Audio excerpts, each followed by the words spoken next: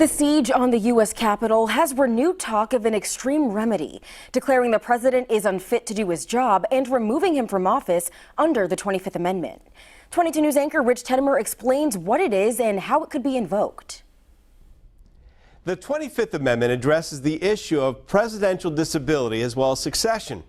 In 1955, after a heart attack and other issues, President Dwight D. Eisenhower worried about the transfer of power if he were temporarily incapacitated, especially given the Cold War relations with the Soviet Union. So he worked out an informal arrangement with his vice president, Richard Nixon, in case he needed to temporarily cede power. After the assassination of President John F. Kennedy in November 1963, Congress passed the 25th Amendment in July 1965.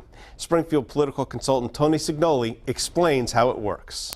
If the president is incapable of carrying out his duties, that's what the 25th is there for. Whether it's mental incapacity or physical incapacity, it is in this instance the vice president who goes to the members of the cabinet, takes their temperature on this, moves them to say, we've got to have him step out of office. He's got to move it. For the good of the nation, it's important right now for this to happen. Signoli adds that won't be easy with a cabinet full of Trump loyalists. But if the vice president and the cabinet declared the president incapacitated, he could reclaim his powers by writing to legislative leaders and declaring his ability to do the job.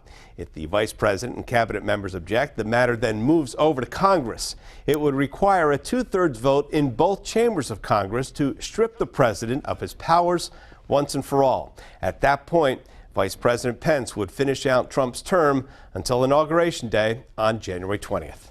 I'm Rich Teddemer, 22 News.